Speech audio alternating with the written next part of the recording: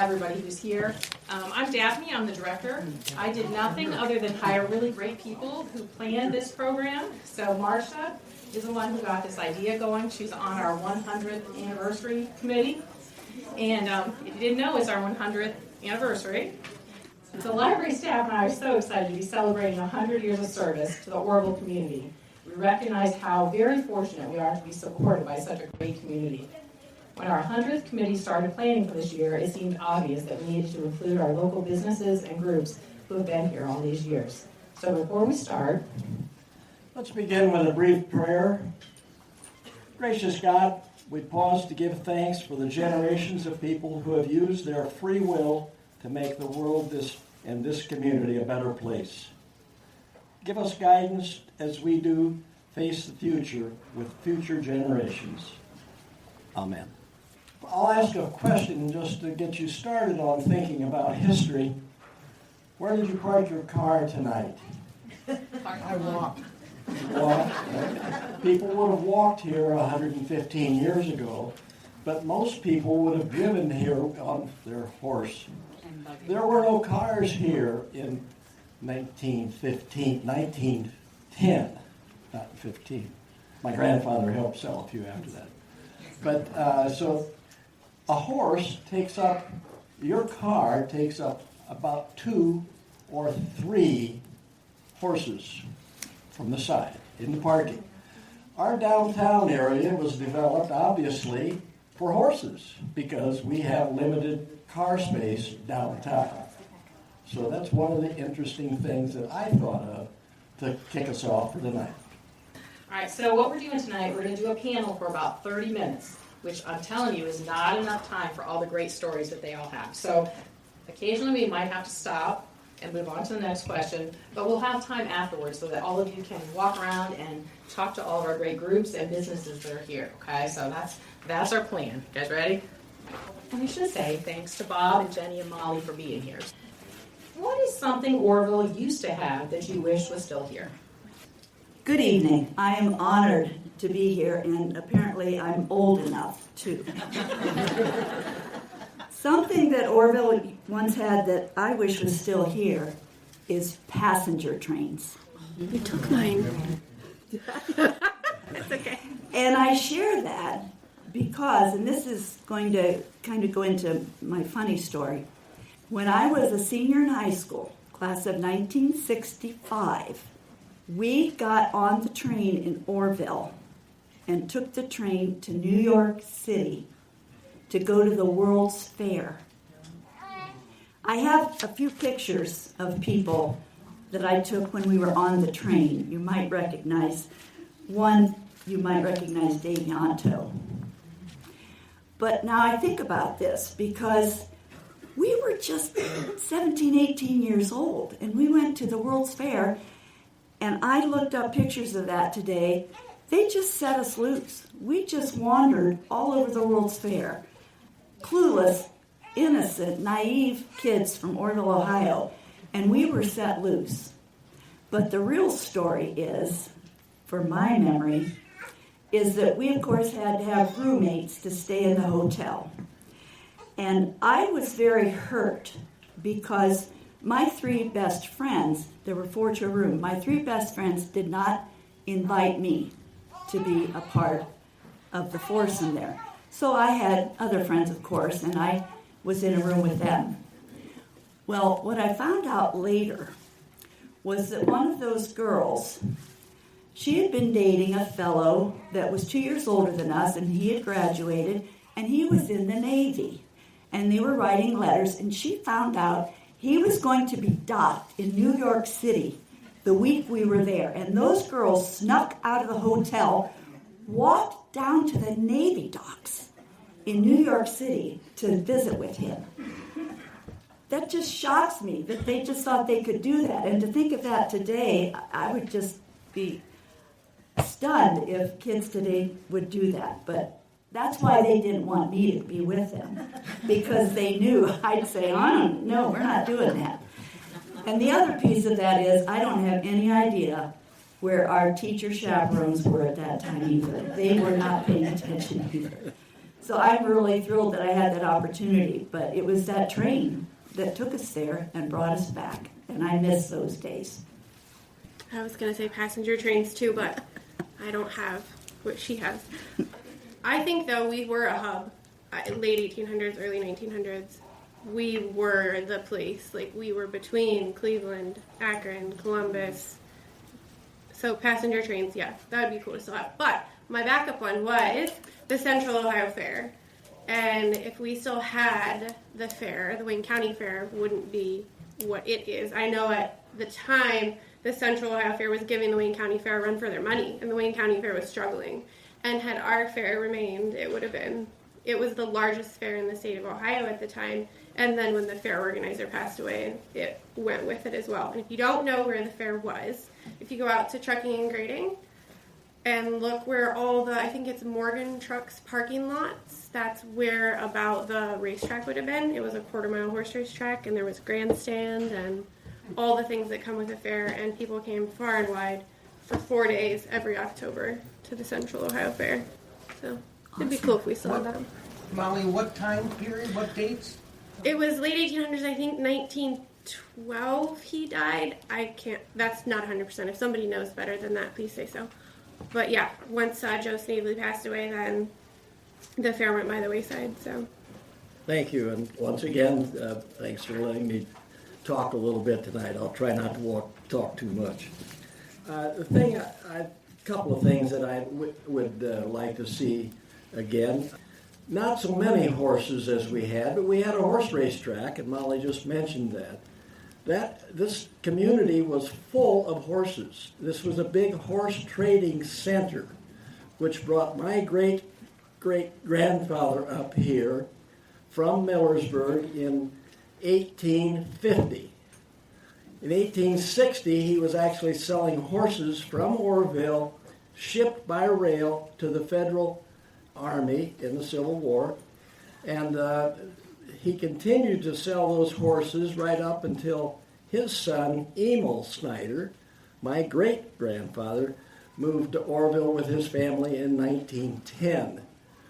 He's the one who convinced my grandfather to get out of horses business and get into the car business. So my grandfather signed a contract with Henry Ford in 1912 to sell and service automobiles, which is why I started the way I did this. With the horses are gone, the railroad was very important because that was the connection between us and the world. There were 2 rails. Railroad heritage people will tell you about those, but this was really a big center.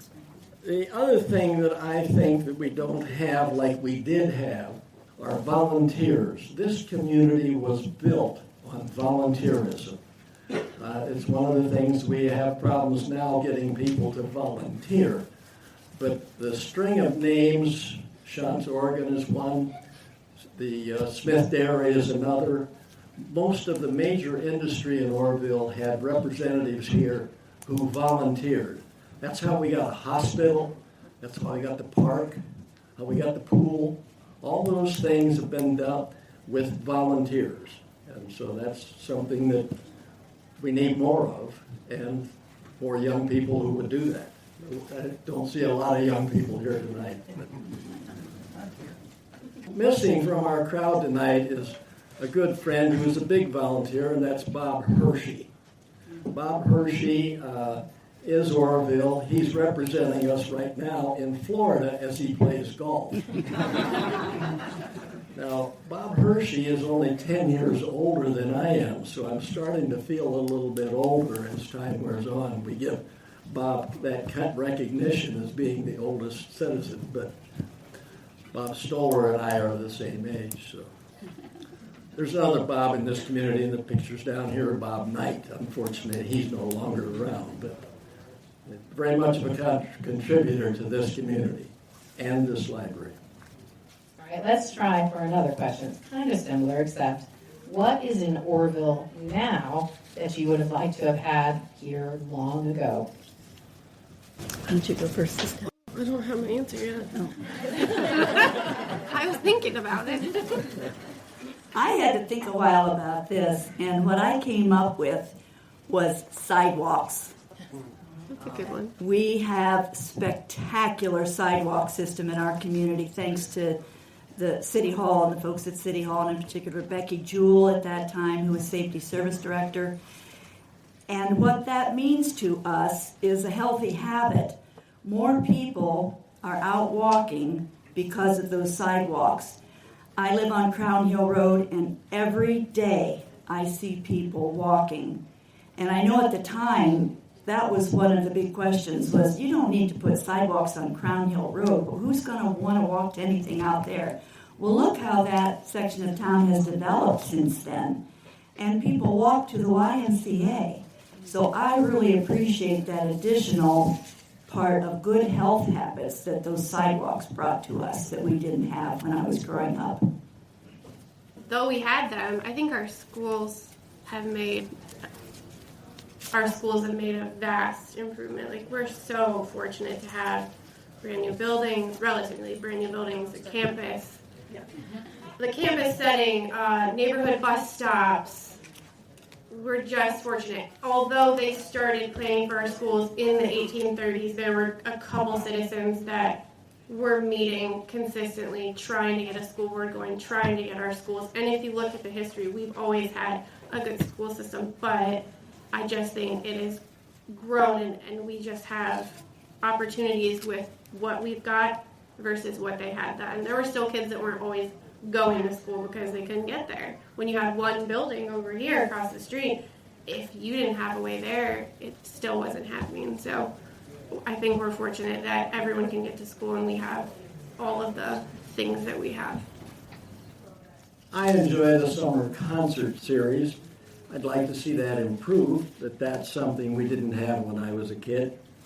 Or park facilities are just wonderful in this town. We didn't have the splash pads when I was a kid. I probably would have liked that better than the pool. The pickleball courts, I'm not a pickleball player, but we have that. There's just so many things. We have a wonderful park which has been used in the 4th of July celebration by all those ball teams. That's a wonderful thing this community has, and we didn't have anything like that when I was a kid. I'd mentioned the Jelly Jamboree only because we used to have that. That was a lot of fun until the bees took over the giant jelly roll. It was going to be a will-winning, but it wasn't. So. And I would mention, back in 1925, we didn't have this building. And we luckily had very forward-thinking people. And along the way, we've had so many people that continue to support what libraries can do and how that impacts the community. So very, very fortunate, I think, for this building. And when I have other library people come here, they always say, this size of community, how do you get this library? And I said, we have a great community that supports us. So thank you. So the next question, and we probably don't have enough time to talk about all the outstanding people and groups and businesses, but I'm going to ask each one of you to say, can you name at least one outstanding person, group, or business you feel played a key role in making this community what it is? And as I said, I know we're going to miss a lot, but let's see what we got. It's all right. I just shut this off. I'll start first on that because I don't want to overlook anybody. I had a list, and I would read 75 names, and that's just the tip of the iceberg. Again, going back to those volunteers, most of you probably know most of who's on that list, but it is amazing. Hopefully Molly will put that in the paper because that is what has really helped build this community. Because the industry that we have is also very unusual. It's generated so many dollars in income to the people who have worked here. In my own little business, in the Snyder family business, we've employed over 160 people over 112 years.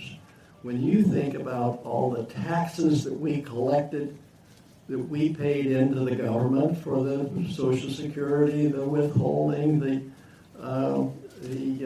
unemployment for the state, and then the employees paid a lot of money in taxes to the government.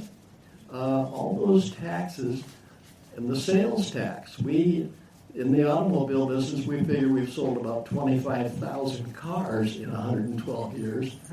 Sales tax alone is a phenomenal figure. I have no idea what it is, but sales tax in Ohio wasn't collected until 1934. So the early car sales weren't taxed, but they have been since, and some of those sales are quite substantial. Today, a new car costs $48,000, and tax on that is 6.5%. That's something like $2,700 for the state of Ohio, and $360 for Wayne County. That's just some idea of what we have. If you're not aware, I grew up in Orrville, and I had 3 older sisters.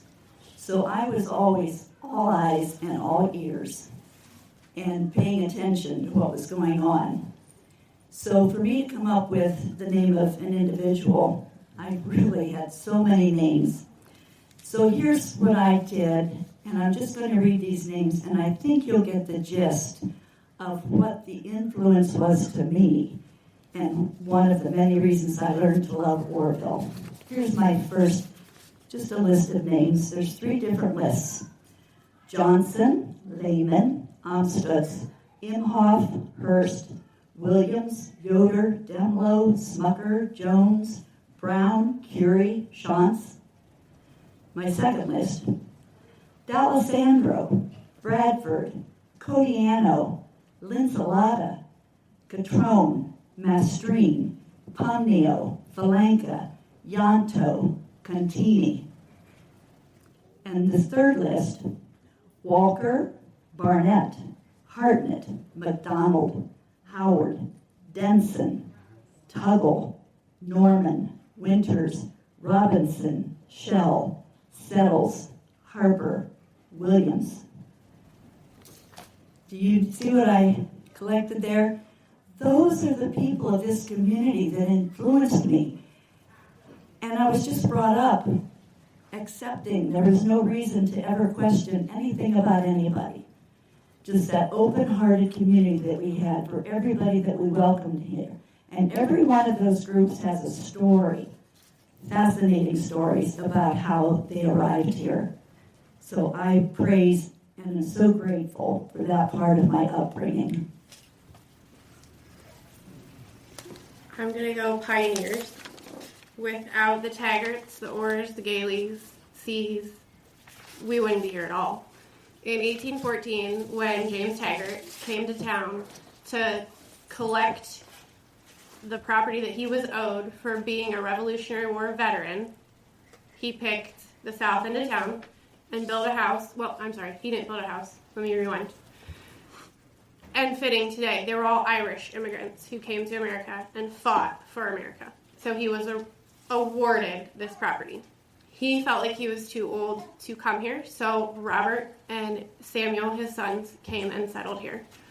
Judy Pooley, who's with the Orrville Historical Society, lives in the Taggart house up on the south end of town. They brought people with them. Smith Orr came here. He was down in Holmes County, came over from Ireland as well. And he wanted the railroad. And without him and William Galey, who was the first mayor of Orrville, Galey Park, they made a deal with the railroad that if they could raise $200,000 and Pennsylvania, because it was Pennsylvania line that was coming through first, raised $400,000, they'd get the trains through here. But apparently the railroad sometimes would not follow through on their end of the deal. They'd let you buy the ties, lay the line, and then they'd change their mind. So to sweeten the deal, Orr said, I'll build the water tower, I'll build the lumber yard, you'll get free wood, because at the time they were firing the trucks with wood versus coal. Like, you've got to come here. They raised their $200,000. Pennsylvania did nothing. So they sent Galey to Pennsylvania, who helped raise the rest of the money, guaranteeing that the first train would come through here in 1852, and then everything followed after that. We have a good 6 minutes left, maybe 7. Did you each get to talk a little bit about a funny story? You have another funny or interesting story you want to share? Oh, okay. So You want to go first? Okay. Go ahead. Just a side note, it was mentioned about Joe Settlemeyer, and the Where's the Beef commercial was one of the questions we were asked.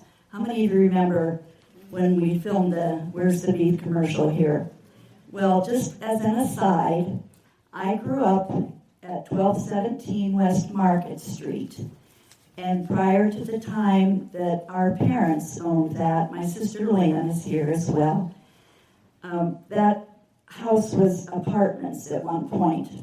And Joe Settlemeyer lived in one of those apartments with his mother. Her name was Isabel. And that's why he was here in Orrville, because they lived there. And I think Howard Wade had a connection with Joe as well, and that's how we ended up getting the commercial here. So that's just a little side. It's all about the people.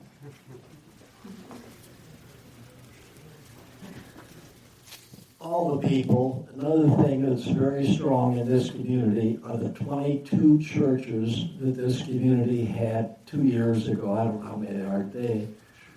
But within a 3-mile radius, there are 22 churches.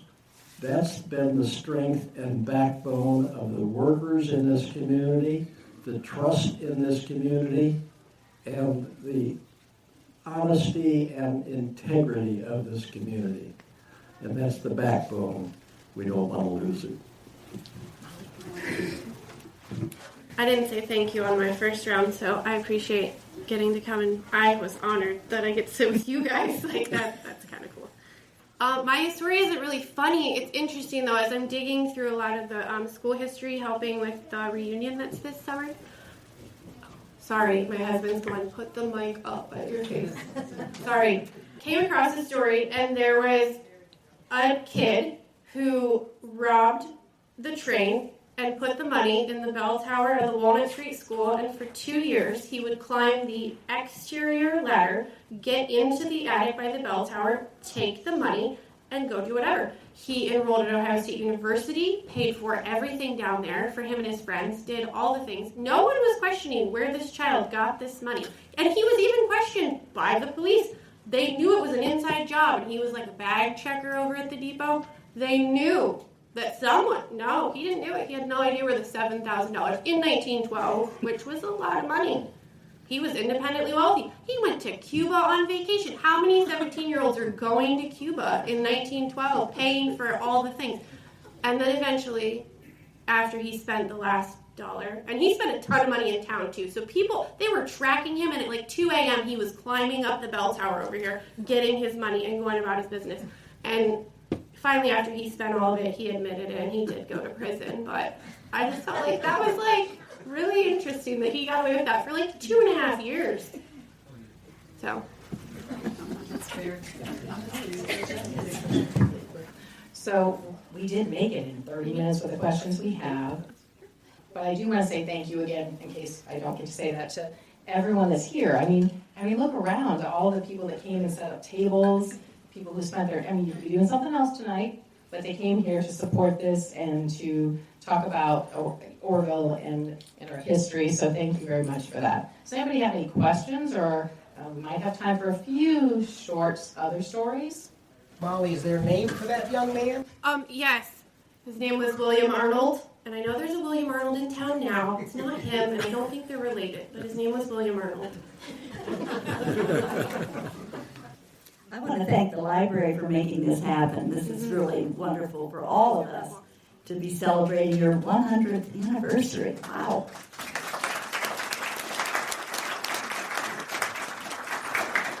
But we're just feeling very fortunate this year and having a lot of fun, and again, thank you all very much. So I think, do you have anything else? We still have time, so we want you to walk around and talk to all the people that are here, share your stories. I'll be taking some pictures if anybody would like their picture taken because you love the library. That's what I'm doing tonight. But thank you so much for coming, and thank you, Marcia and Dawn, for taping this. And I said, you don't know we have a podcast. The first Friday of the month it comes out, and it's pretty fun. You might learn a few things, you might laugh a little bit, you might wonder sometimes as the director what they're talking about, but it's really a good thing, so I'm real proud of them. So thank you so much, and enjoy the rest of your evening. All right, so our June events. Our summer reading has started. We kicked that off on, I believe, May 31st. Correct. And that was a lot of fun for all the people that attended. It's for all ages. It's from pre-readers all the way through adults. And if you are a wise reader, you can double dip your summer reading along with your 100-year anniversary reading. Yes. And that is what I would do if I were you, especially if you don't like to read a whole lot. That's my recommendation. Get all your reading to last forever. So we also have summer story times have started on the 9th. I guess so they will be starting because this is before that. If you're interested in the summer story times, go ahead and give us a call and talk to the children's department, and they will get you hooked up with story time. And on Thursday, June 12th at 6 o'clock, Anything Goes Teen Book Club. There'll be a craft. They'll be talking about books. Anything goes, I assume that just means talk about whatever book they want. Exactly. That is exactly it. Awesome. On Saturday, June 14th, starting at 10 a.m., going till 2, will be things to do with the Library of Things. So the Library of Things is a collection that we have of games and activities and all sorts of stuff. So you can come and check out those things. And there will be snow cones and popcorn, and you can try out some of our Library of Things kits and maybe check one out to take home. Following that, on Thursday, June 19th at 6 p.m., local author Kathy Cheeg will be here sharing her story about camo. So she founded the mission Camo, and she's going to talk about her story and talk about her book. And then Thursday, June 26th at 4 o'clock. Now, registration is going to open on June 9th, so make sure you get registered, will be our youth book club, and this is for grades 4, 5, and 6. Talk about your kids' favorite, about your favorite books. The kids will talk about their favorite books. Oh, okay. Yeah. The kids will talk about their favorite books. Yes. It's kind of, and it's also like a free-for-all, right? I'm not exactly. No. But yes. Okay. It'll be a great time.